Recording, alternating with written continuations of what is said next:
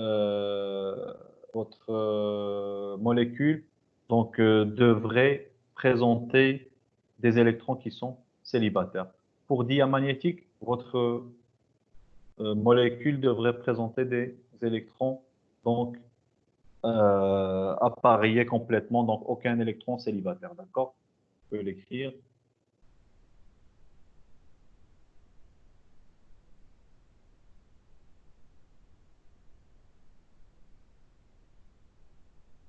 Propriété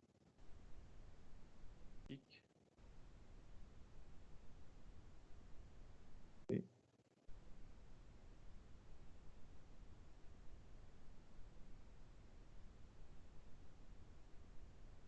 paramagnétique, ça veut dire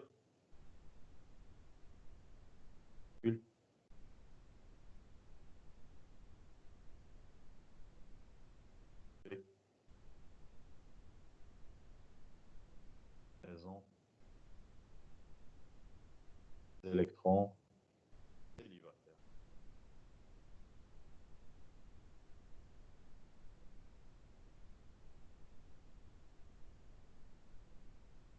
Je vais dire non appareillé. Et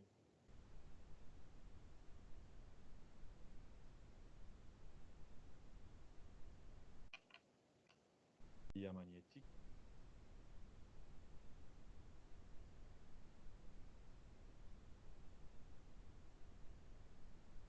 tous les électrons sont appareillés.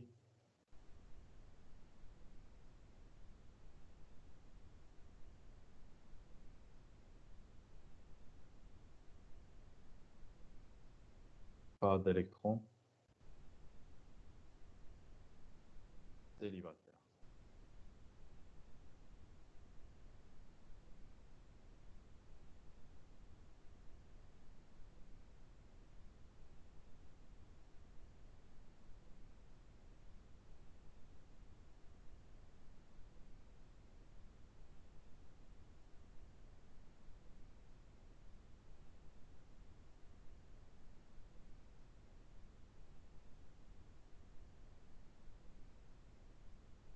Donc, pour décider dans notre cas, on revient sur le diagramme.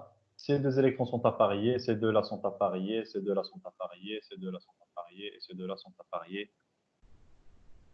Alors, on peut dire qu'on n'a pas d'électrons célibataires. Tous les électrons sont appareillés. Dans ce cas, Cn sera diamagnétique.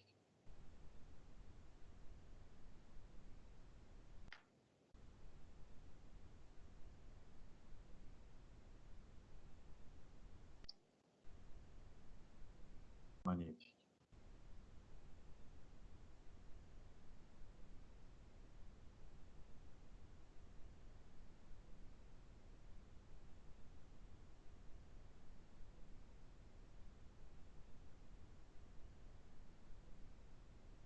Très bien. Donc, on a pu représenter donc, les orbitales moléculaires. On a pu représenter donc, en termes d'énergie comment seraient les différents orbitales moléculaires de Cn-. D'ici, on peut retrouver donc l'indice de liaison, on peut retrouver les propriétés magnétiques de cet ion, bien cette molécule, le type donc, de liaison que vous avez, donc d'après celle-là, puisqu'elle est triple, donc forcément vous avez une qui sera une liaison sigma, qui est une liaison qui est forte, et deux liaisons qui sont pi. Si on avait donc l'indice de liaison 2, ça serait une liaison sigma et une liaison pi, etc. Donc vous pouvez retrouver quelques propriétés de votre ion. On a pu résoudre donc l'exercice 10. On peut passer à l'exercice 11. On va essayer de rester seulement sur la partie orbitale moléculaire. Et la séance prochaine, pour l'exercice 11, on va reprendre toute la partie structure de Lewis, toute la partie géométrie de répulsion, géométrie réelle, Gillespie et toute la théorie donc, qu'on avait vue en ce qui concerne donc, VSPER. D'accord? Donc aujourd'hui, on essaye de rester seulement sur les orbitales moléculaires. D'après l'exercice 11, la forme moléculaire habituelle du soufre, S avec un Z qui est égal à 16, contient des boucles de composition S8. Dans certaines conditions, on peut quand même créer des molécules S2 en phase gaz. Bon. Le soufre, il peut se combiner avec plusieurs autres soufres pour former jusqu'à des boucles de 8 atomes de soufre, d'accord? Donc des boucles S, S, S, S jusqu'à 8 atomes pour former donc une type de boucle ou bien de cercle, donc si on veut un petit peu exagérer, d'accord? Ça veut dire que déjà dans l'énoncé, on vous donne une donnée.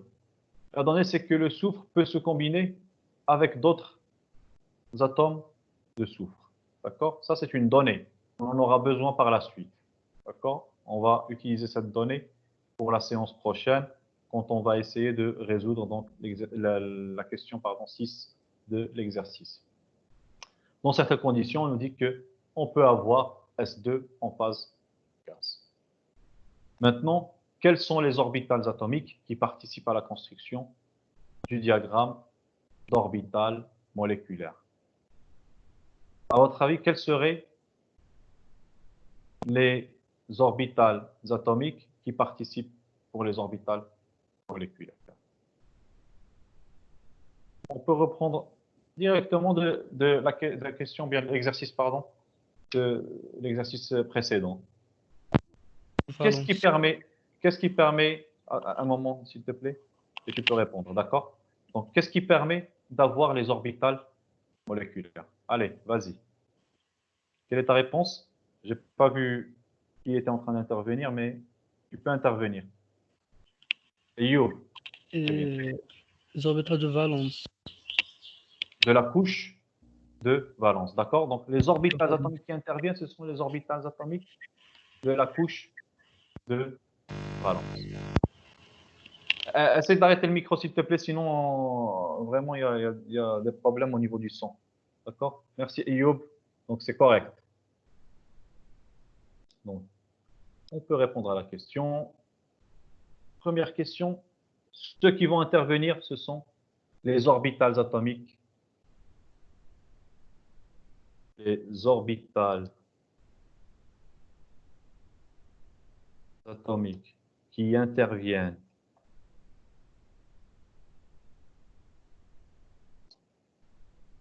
pour la formation des orbitales moléculaires sont les orbitales atomiques des couches de valence.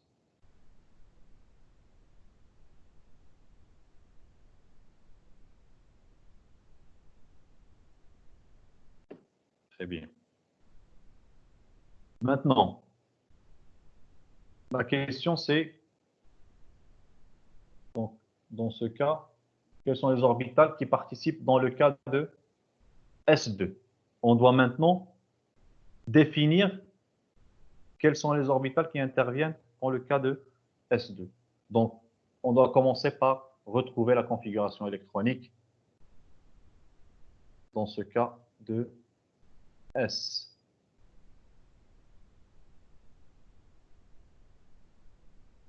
Je vais voir si je peux retrouver donc une configuration qui soit similaire pour que ce soit plus facile pour nous. Donc, je vais prendre celle-là. Ou bien celle-là du chlore qui est la plus proche. Excusez-moi. Je suis en train de vous tousser dans les oreilles. Je m'excuse. Hein.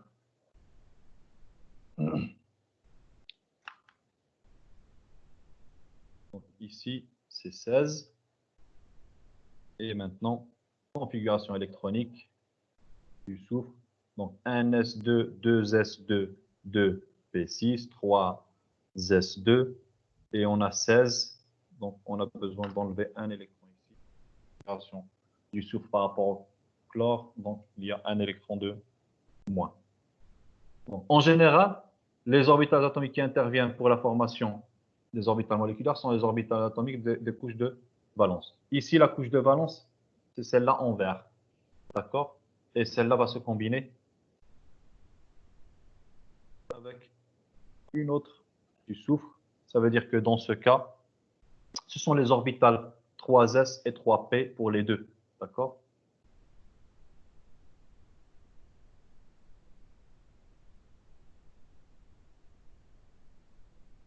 Dans ce cas, ce sont les orbitales atomiques 3s et 3.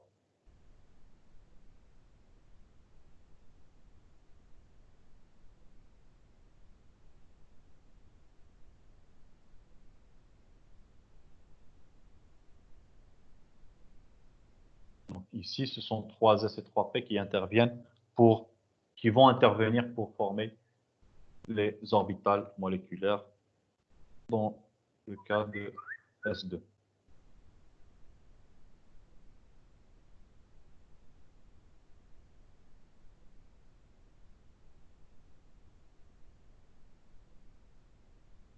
Je vais juste vérifier si je continue l'enregistrement.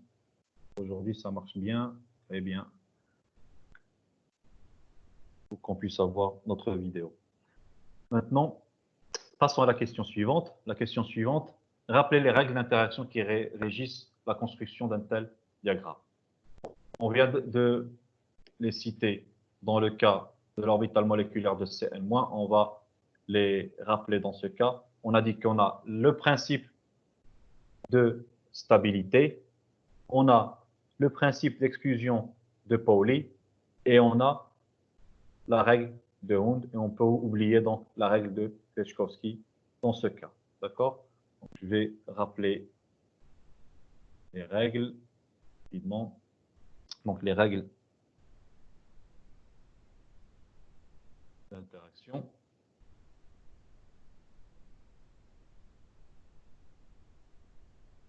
Pour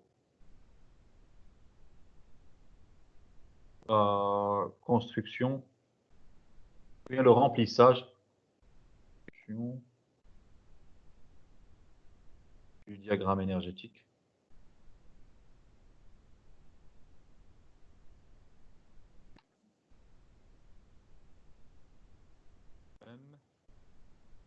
En les règles suivantes. Donc, on a dit principe stabilité.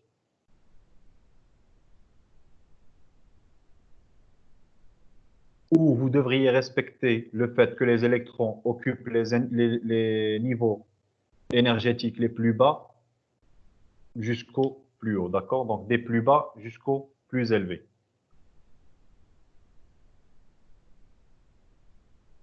Donc vous commencez d'en bas jusqu'à en haut. Les électrons occupent les niveaux d'énergie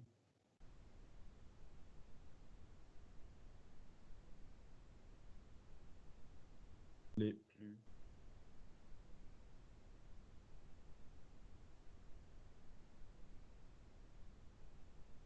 Deuxième règle, principe Pauli ou bien d'exclusion de Pauli pour que ça soit plus correct. L'exclusion de Pauli. Et dans ce cas, on a dit que un même orbital ne peut décrire que deux électrons au maximum. D'accord? Donc, rappelez-vous que même pour la configuration électronique, pour les atomes, pour les éléments, on a dit que on devrait mettre deux électrons au maximum dans chaque case quantique. Ces deux électrons, ils ont deux spins qui sont différents. Un qui est en haut, l'autre qui est en bas. La même chose dans ce cas. Donc, chaque niveau, dans ce cas d'énergie, ne peut prendre que 2 électrons au maximum. Vous voyez que Px ici va prendre seulement 2. Sigma Z va prendre seulement 2. Les autres ici au-dessus, si on avait des électrons ici, seulement 2 pour chaque niveau.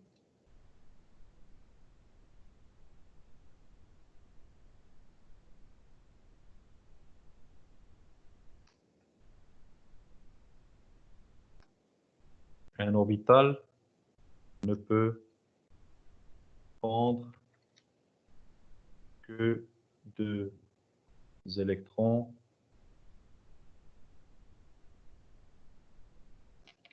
et dernière règle, c'est la règle de Hund.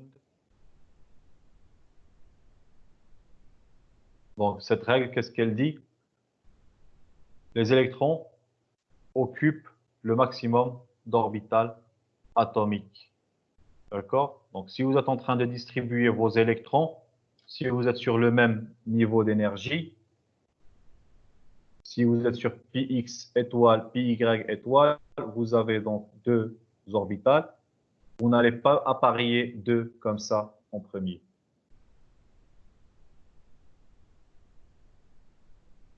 La règle de Hund, elle dit que vous devriez occuper le maximum d'orbital. Ça veut dire que ici,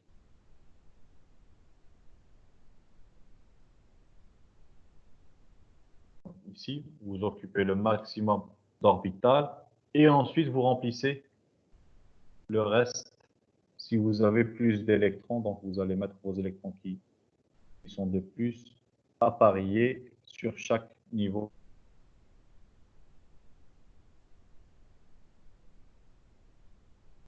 D'accord?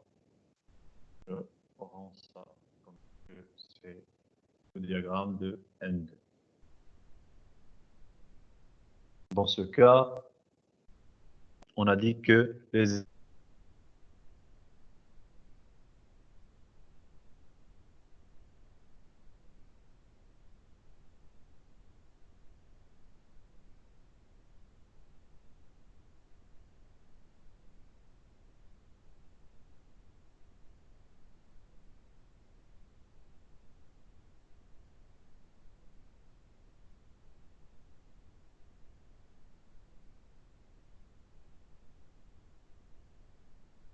donc dans ce cas, on nous a demandé de rappeler les règles. Vous n'avez pas besoin d'expliquer, d'accord? Pour l'examen, par exemple, si on vous demande ça, si on vous demande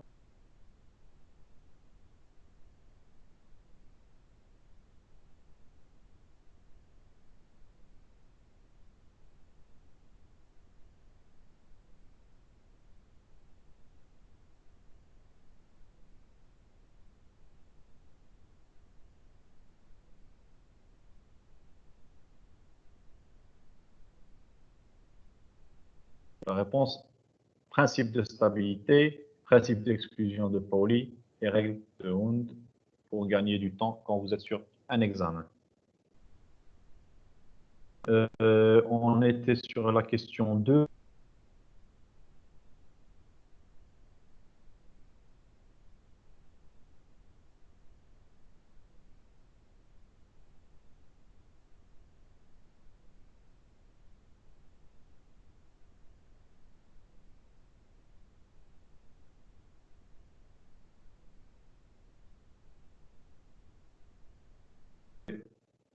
Deux atomes différents, carbone et azote. Ici se pose la question, quel sera celui qui est le plus stable, qui a donc les orbitales atomiques les plus stables par rapport à l'autre. Vous allez respecter donc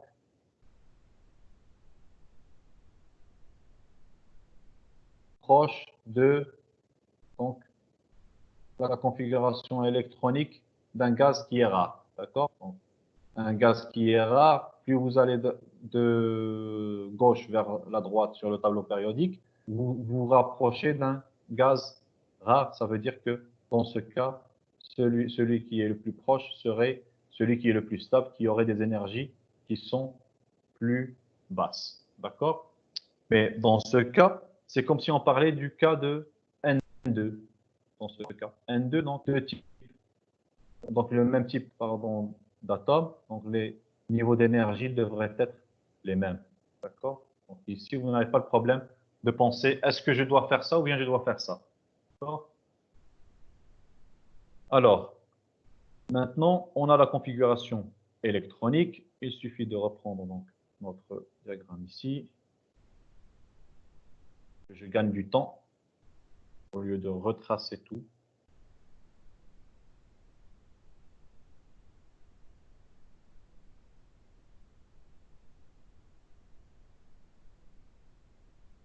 Ce qui se passe.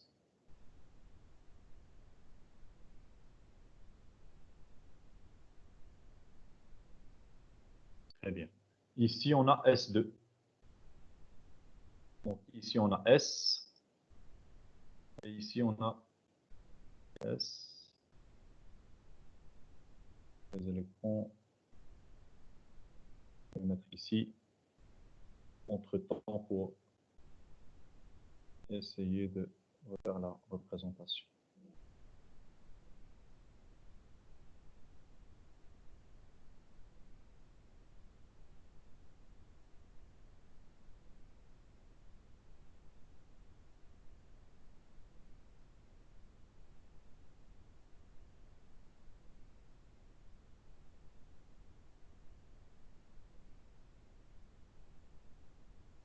Très bien. Donc ici, on a le soufre, ici le soufre. Qu'est-ce qu'on a comme orbital atomique qui vont intervenir? Ce sont les 3s et 3p. Donc on va représenter nos 3s et 3p. Donc, pas une grande différence. On a 3s et 3p. Donc 3s, une seule case. 3p, 3 cases, donc 3 positions sur 3p.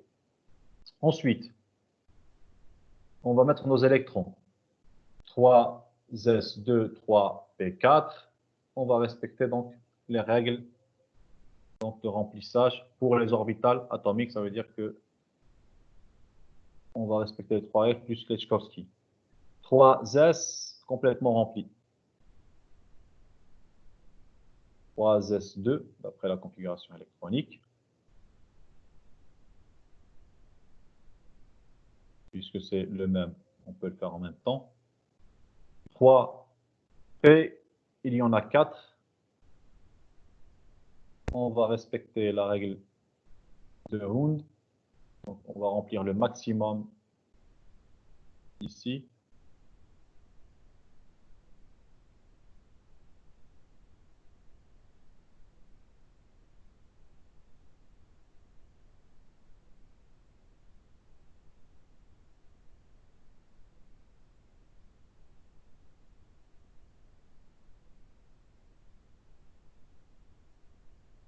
Maintenant, même chose ici.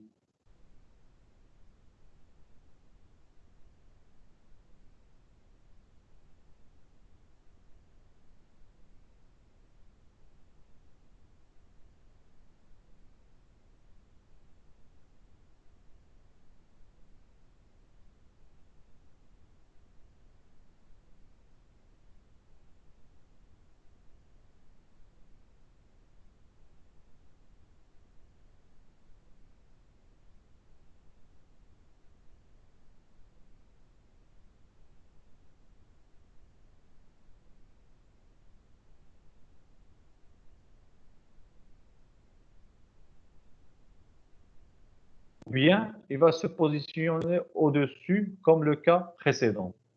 Pour ce faire, il suffit de regarder le Z. Z est égal à 16, supérieur à 7. Z.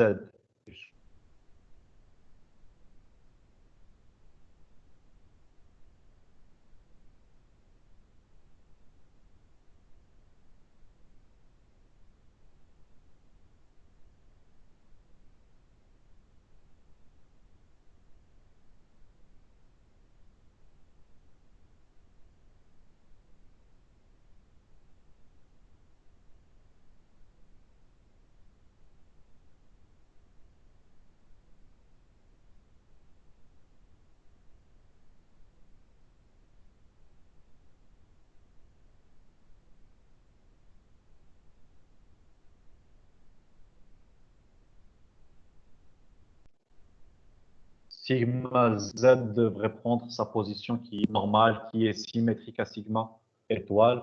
Ça veut dire que dans ce cas, je dois changer la position de sigma Z et la mettre dans sa position.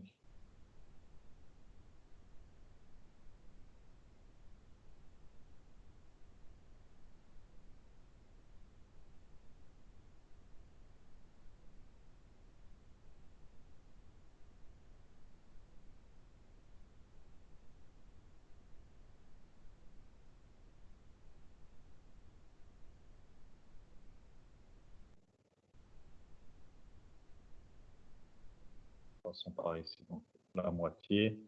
Et celui-là devrait être symétrique par rapport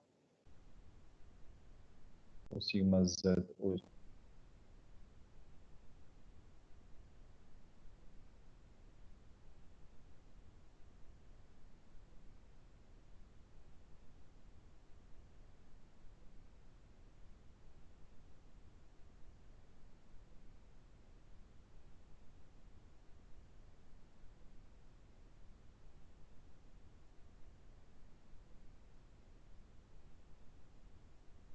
Je vous ai perdu un moment. J'espère que c'est en train d'enregistrer. Je vais vérifier. Ah, ça enregistre très bien. Je vais voir l'autre logiciel. Donc, je vais reprendre l'espace pour mettre mes électrons, d'accord?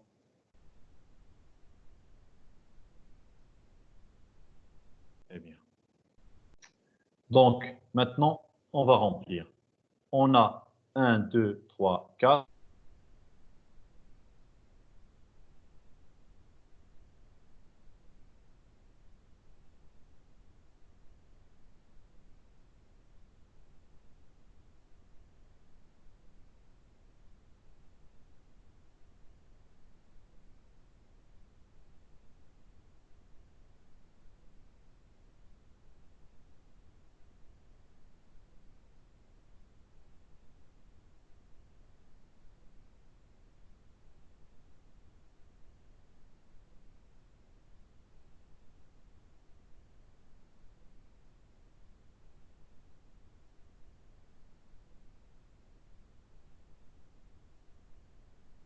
Seulement un orbital moléculaire. Et ici, donc, respecter la règle de Hund en premier.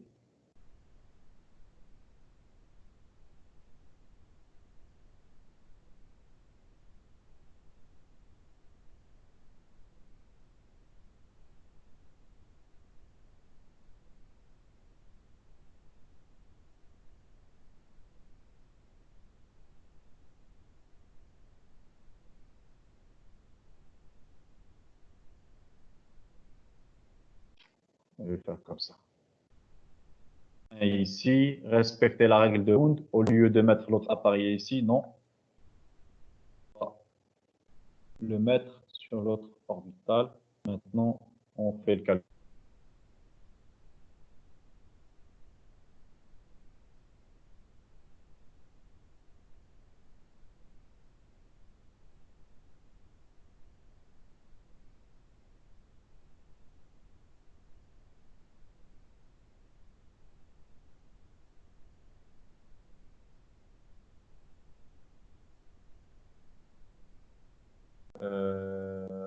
Moléculaire, non. Mais bon, on peut la faire, d'accord? Puisqu'on a fait l'exercice, on peut établir, retrouver.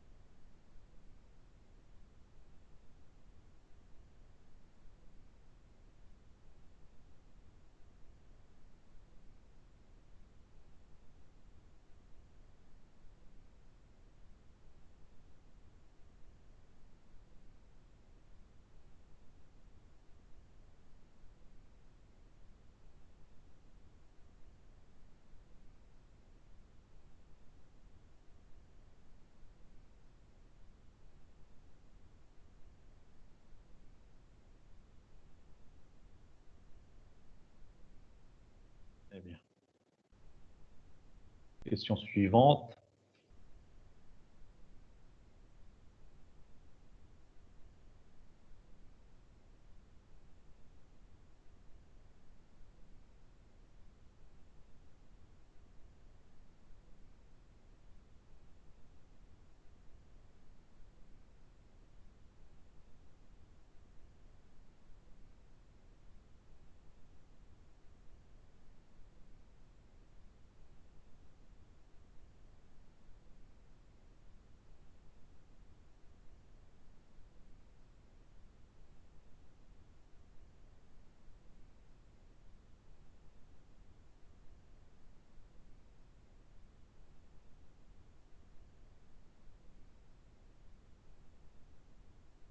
Qui est liant, ces trois-là qui sont liants.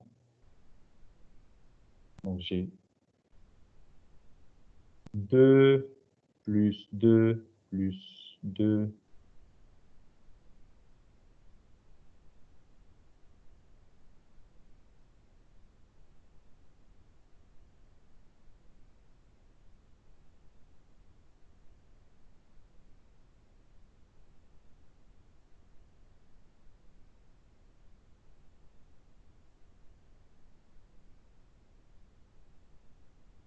Sigma 2S, 2 électrons.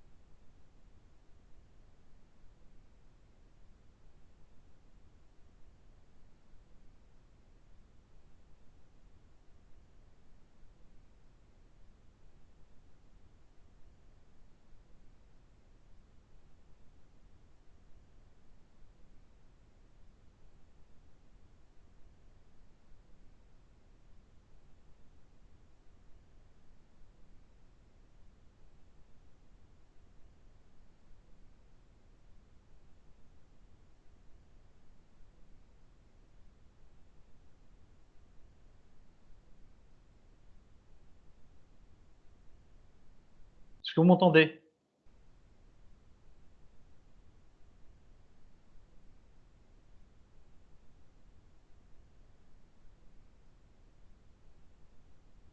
Vous m'entendez? Chers étudiants, Oui. je vous ai perdu un moment. Je sais pas à quel moment je vous ai perdu. S'il vous plaît, est-ce que vous pouvez me rappeler où est-ce que vous vous êtes arrêté? L'indice de liaison ou bien avant? Pour que je reprenne. Parce que je vous ai perdu un moment, je ne sais pas quand. Dans l'ordre de liaison. L'indice de liaison.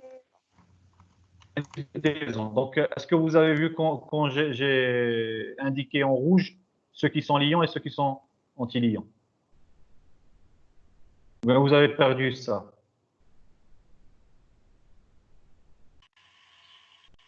On a perdu ça. Vous avez perdu le moment où j'ai mis en couleur. D'accord. Eh bien. Parce que je ne sais pas à quel moment je vous ai perdu. Donc, pour que je reprenne à ce moment-là. Laissez-moi seulement un moment de vérifier si je suis en train d'enregistrer. D'accord, parce qu'il paraît que ça enregistre toujours. Très bien. Donc, l'autre logiciel, laissez-moi vérifier. Donc, pour Zoom, ça enregistre. Très bien. Donc, je peux revenir ici. D'accord. Donc, ce que j'ai fait, donc l'indice de liaison, on avait dit que c'est 1/2 le nombre d'électrons se positionnant sur les orbitales moléculaires liants, moins le nombre d'électrons qui se positionnent sur les orbitales antiliants. Donc, à ce moment-là, qu'est-ce que j'ai fait? J'ai distingué les orbitales moléculaires liants de ceux qui sont antiliants. Ceux qui sont en rouge, ce sont ceux qui sont liants, et ceux qui sont en noir, ce sont ceux qui sont antiliants. Et j'ai fait mon calcul. J'ai pris donc 2 électrons d'ici, 2 d'ici et 2 d'ici. Ça veut dire que c'est 4 fois 2. 1, 2, 3, 4 pour les liants, pardon, les orbitales moléculaires liants, moins ceux qui sont anti-liants. Donc j'ai 2 électrons sur sigma 2s étoile, moins 2, et 1 sur chacun des pi x étoiles et pi y étoiles. Donc c'est moins 1, moins 1. Et j'ai trouvé que l'indice de liaison, ou bien l'ordre de liaison dans ce cas, est égal à 2. Si l'ordre de liaison est égal à 2, on a dit que une des liaisons devrait être une liaison sigma qui est forte, difficile à dissocier, et une autre va être une liaison qui est double ou bien triple. Dans ce cas, puisqu'on en a seulement une, donc on a une liaison double pi. D'accord? Et on peut dire qu'ici, on a une liaison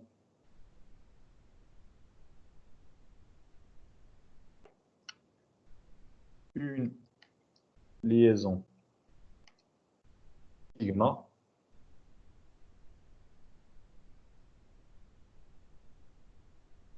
et une liaison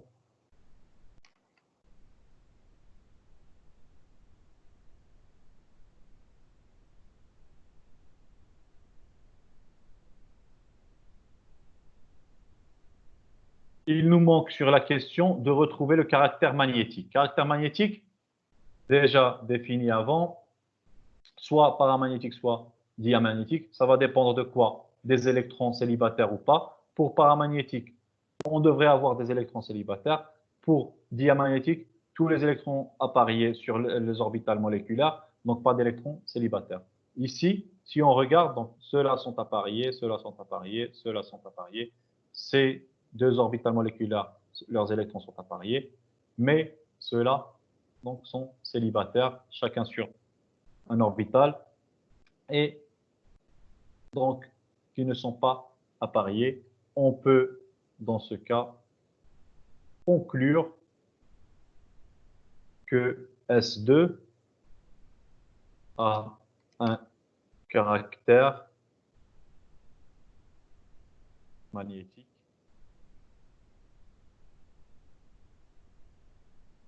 du type, puisqu'il n'y a pas d'électrons appariés, on va dire qu'elle est, puisqu'il y a des électrons, pardon, qui ne sont pas appariés, ils sont célibataires, on va dire que c'est pas, on va dire, existence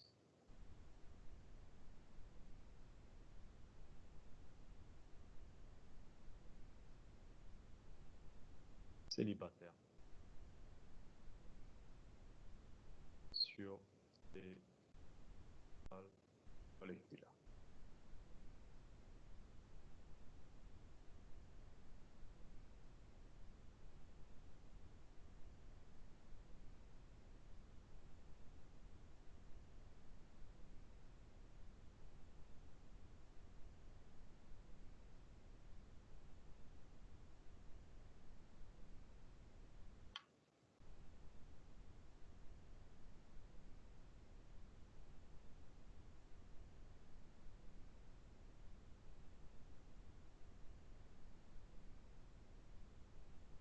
Qu'est-ce qu'il reste? Donc, utiliser le diagramme pour déterminer l'ordre de liaison et caractère magnétique. La question 4, on vient de la faire. Des calculs récents pour la question 5 sur la molécule de S2 et ces ions ont conduit au résultat suivant pour la distance interatomique SS. Différents ions et aussi la molécule du gaz S2 a donné que la distance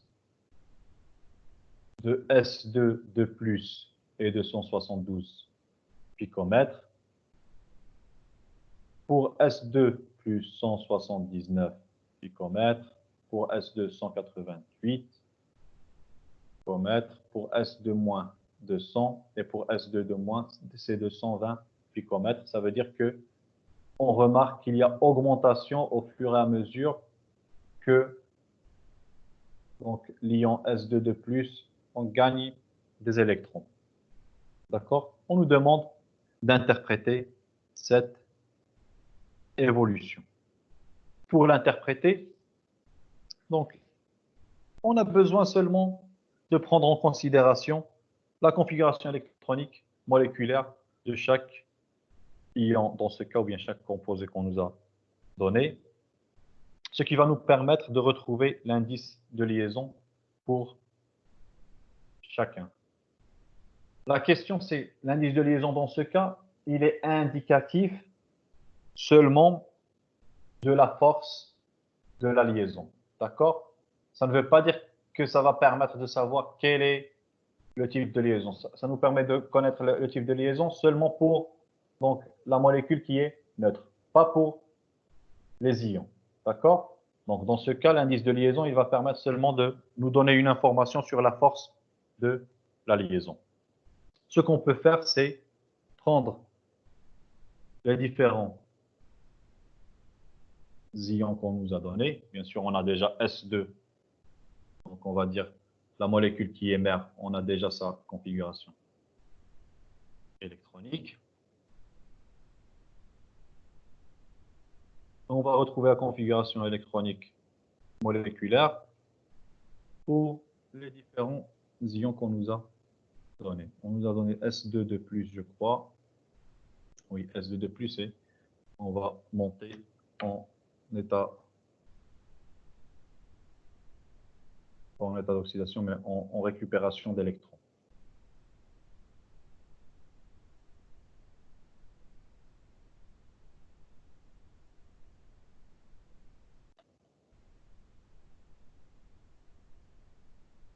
Ici, plus.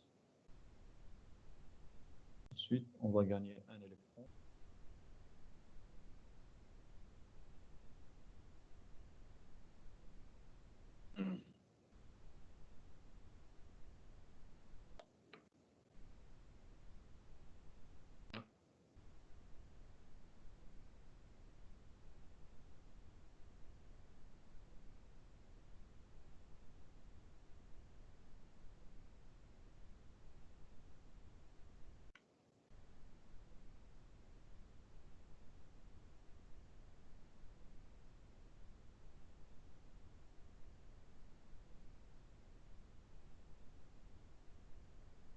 On va essayer de retrouver la configuration électronique.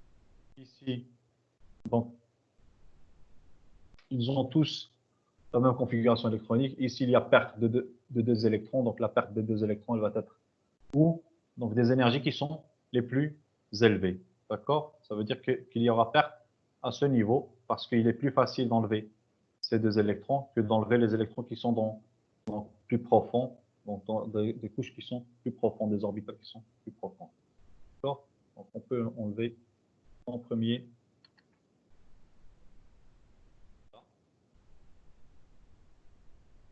Ensuite, donc ici, un seul, que ce soit de donc, πx ou bien πy, mais plus logique, ça sera de πy. Ensuite, ici, la configuration elle est correcte. Ici, il y a un gain d'électrons. Ce gain d'électrons, donc, il va se traduire par l'occupation de πx étoile, pas de sigma z étoile. Ça veut dire qu'on doit rajouter un électron sur πx étoile. Ici, 2. Et ici, on va rajouter donc deux électrons, 1 et 2, donc avec un spin opposé. On aura 2 ici et ce qui nous permet de retrouver l'indice de liaison pour chacun des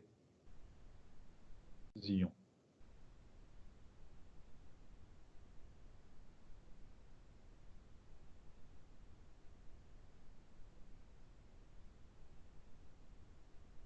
Donc, ici, je viens de dire que pour S2, ça nous permet de déterminer quels sont les types de liaisons. Pour les ions, ça nous permet de nous donner une idée seulement sur la force de la liaison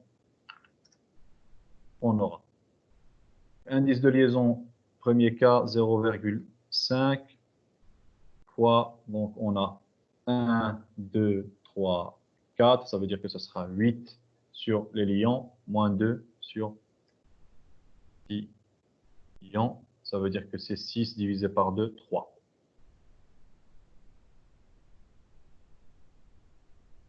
Là, on a 1, 2, 3, 4, donc 8 moins 2 plus 1, c'est 3. Donc c'est 5 divisé par 2, 2,5. Vous voyez qu'ici, donc qu'est-ce que vous pouvez conclure? Vous ne pouvez pas conclure quel est le type de liaison que vous avez. Vous n'aurez pas donc une demi-liaison. D'accord? Une demi-liaison, ça veut dire que vous avez donc un électron qui sera donc célibataire ici. D'accord? Ça veut dire que ça ne vous permet pas de connaître le nombre de liaisons que vous avez. Ici, ça on l'avait déjà calculé, c'était combien? 2, 2, 1. C'est 2 ici. 4.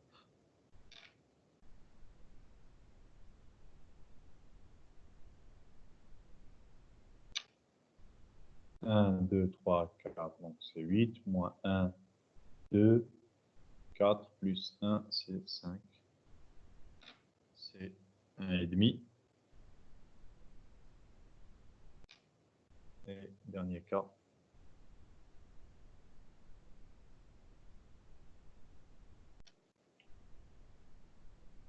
Ça sera 8, moins 1, 2, 3, moins 6, c'est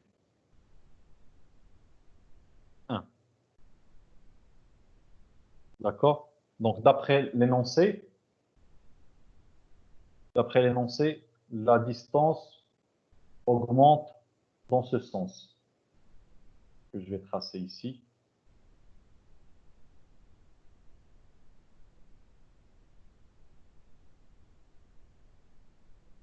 La distance augmente dans ce sens.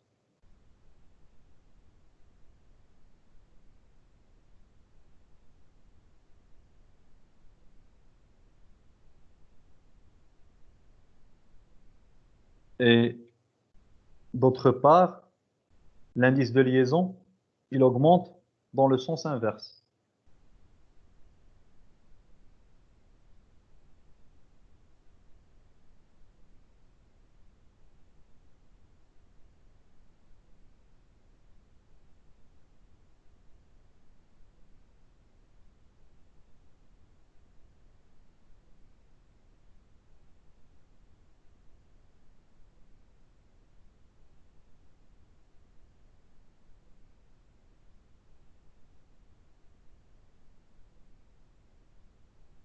D'accord? Donc, on a l'indice de liaison qui augmente dans ce sens et la distance augmente dans ce sens. Ça veut dire que la distance diminue avec l'augmentation de l'indice de liaison. D'accord? Donc, d'après votre cours, donc vous savez que la liaison, donc l'indice de liaison, pardon, augmente quand l'énergie de dissociation de la liaison donc, augmente. Quand l'énergie nécessaire pour dissocier cette liaison, l'énergie qu'on doit apporter pour briser cette liaison, donc augmente. Donc plus on va dans ce sens, plus donc, la distance devient petite, plus la liaison est difficile à briser. D'accord? Et inversement. Donc, plus l'indice de liaison diminue, plus la distance entre un S et un autre devient plus grande. On peut même le représenter ici. S.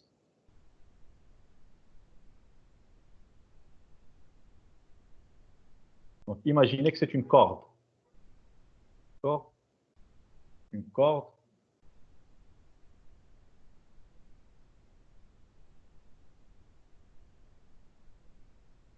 Donc, plus ces deux-là sont proches, plus la dissociation de cette liaison est difficile, plus ces deux-là sont loin, plus il est difficile, pardon, il est facile de briser. D'accord? Donc, une corde. Donc, si vous prenez une corde et vous prenez donc une partie qui est très petite, donc, et vous la serrez donc, entre vous, donc deux personnes qui la tirent, donc, cette liaison, elle sera forte. Plus vous avez une distance entre vous, donc une personne et une autre personne, cette distance devient plus grande, donc plus il est facile de faire bouger donc, cette corde. Donc il est plus facile de briser celle-là que celle-là. Donc pour les distances qui sont élevées, l'indice de liaison en général, il est plus petit. D'accord? Plus la distance est petite, plus l'indice de liaison devient grand. D'accord?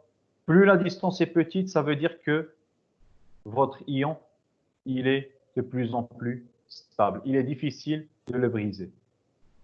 Plus la distance devient grande, donc votre ion est moins stable. Il est facile de le faire réagir, de lui faire perdre des électrons. Donc, même, on va dire, l'indice qui vous permet de savoir la stabilité, c'est le fait que ici, donc, si vous regardez la configuration électronique de S2, donc ici, 3S2, 3P4, il a besoin de 2 électrons pour devenir, avec une configuration électronique d'un gaz rare. D'accord? Donc, c'est comme si vous aviez la configuration électronique de l'argon. Donc, dans ce cas, donc, il a gagné 2 électrons, donc il a plus d'électrons dont il a besoin. D'accord? Donc, ici, il a perdu des électrons. Il ne peut pas perdre encore plus d'électrons. D'accord? Il va essayer d'être de plus en plus proche pour ne pas perdre plus d'électrons. Ici, il en a gagné plus que ce qu'il en avait. D'accord? Donc, S2, normalement, il devrait, donc, oui, S devrait être donc 3S2, 3P4. D'accord? Donc, ici, il a déjà gagné, donc pour S2, il a gagné donc un électron, donc chacun. D'accord? Ça veut dire qu'il y a un électron de plus. Donc, il sera encore stable s'il perd cet électron. Il sera sous sa forme de S et S. D'accord? Mais ici, S de plus, donc il a perdu un électron donc chacun. Ça veut dire 3P3 et 3P3. Donc, il va essayer au maximum de garder ces 3 électrons qui sont ici et ces 3 électrons qui sont ici. D'accord? Il va essayer de les garder vers lui. Il ne va pas donc y renoncer pour les donner. Parce qu'il va devenir de moins en moins stable. Donc, il essaye de maintenir sa stabilité. Par quoi? Par cette liaison qui devient plus courte. Donc, pour vous, pour que ça soit donc un petit peu plus simple, donc au lieu de cette explication qui est un petit peu donc difficile à comprendre, il vaut mieux donc se contenter du fait que si la distance entre deux atomes est petite, ça veut dire que cette molécule ou bien cet ion va être plus stable. Ça veut dire que son indice de liaison serait le plus élevé. Si l'indice de liaison est le plus élevé, ça veut dire que c'est la molécule ou bien l'ion le plus stable. Ça veut dire aussi que c'est équivalent que la distance est plus petite.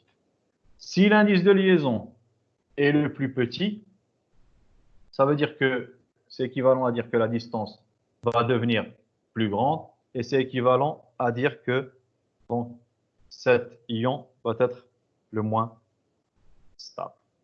D'accord? Donc, si on veut revenir sur la solution qu'on a ici. Oui, est-ce qu'il y a quelqu'un qui a parlé?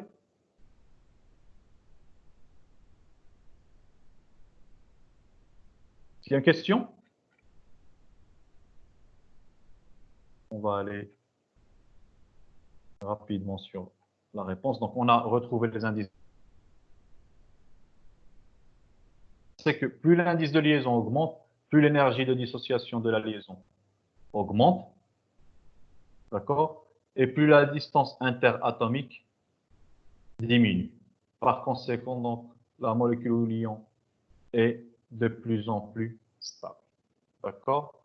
Donc, l'indice de liaison le plus élevé, c'est celui de S2 de plus. Donc, vous avez tout l'ordre. Donc, moi, j'ai mis l'ordre selon donc, une échelle d'augmentation de la distance ou bien de l'indice de liaison. Mais donc, les indices de liaison sont de plus en plus grands. Donc, allant de S de plus, donc, celui qui vient après S2 plus, S2, S2 moins, S2 de moins, donc sera le dernier. Ça veut dire que la distance la plus petite sera celle de S2 de plus et la distance la plus grande sera celle de S2 de moins. Et ça veut dire que celui qui sera donc le plus stable, le moins susceptible d'être brisé, de dissocier, ça sera S2 de plus, et le plus susceptible d'être brisé, donc de lui briser la liaison et le faire réagir, c'est celui de S2 de moins. D'accord? Donc, je vais m'arrêter ici. Je vais m'arrêter ici. Et la séance prochaine, donc l'exercice 11, question 6, donc elle est très longue. On va essayer de la travailler et on va essayer, si on a le temps, je vais vous montrer donc une autre méthode pour retrouver la structure de Lewis, une autre méthode qui est plus simple. Ça vous permet de retrouver toutes les structures qui respectent la règle de l'octet. Au moment où vous n'avez pas le respect de la règle de l'octet, vous avez la possibilité de penser automatiquement que vous devriez passer à un état excité. D'accord? Au lieu de vous perdre le temps à penser est-ce que je dois exciter, est-ce que je ne dois pas exciter? Donc, il y a une méthode qui vous permet de retrouver toutes les molécules qui respectent la règle de l'octet. Au moment où cette molécule ne respecte plus la règle de l'octet, d'après cette méthode, vous pouvez passer directement à l'état excité. Je vais essayer de vous la montrer la séance prochaine, si on a le temps. Sinon, vous vous contentez de ce qu'on a déjà vu. D'accord? Est-ce que vous avez des questions?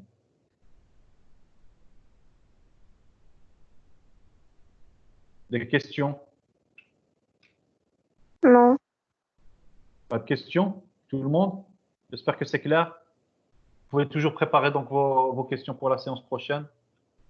D'accord? Et vous pouvez toujours les poser. Je vous rappelle que vous pouvez contacter vos professeurs de TD si vous avez des doutes, des questions. D'accord? Vous pouvez toujours envoyer des courriers électroniques. En ce qui concerne les enregistrements, je l'ai dit au départ, je le répète pour les gens qui sont venus après, qui ont assisté donc un petit peu en retard. Donc, j'insiste sur le fait que les vidéos sont soit sur YouTube, YouTube, vous tapez mon nom, vous allez retrouver donc ma chaîne, ou bien vous allez sur Stream, donc de Teams, donc c'est de Microsoft, et vous allez retrouver toutes les vidéos des exercices qu'on a effectués. D'accord? Vous pouvez toujours y revenir. Je crois que c'est en détail et vous pouvez toujours en profiter. D'accord? Donc, est-ce qu'il y a quelqu'un qui veut rajouter quelque chose? Non? C'est bien? Est-ce qu'il y a des gens qui sont déjà entrés pour voir les vidéos? Parce que le problème, je ne sais pas pourquoi, donc le logiciel avec lequel j'enregistrais, la qualité du son, elle n'est pas très très bonne. donc essayez de mettre vos écouteurs pour écouter ce que j'ai dit. Parce que sinon, si vous le faites donc directement des haut-parleurs de votre ordinateur, je crois que ça sera difficile d'entendre. Donc, vous le faites avec vos écouteurs.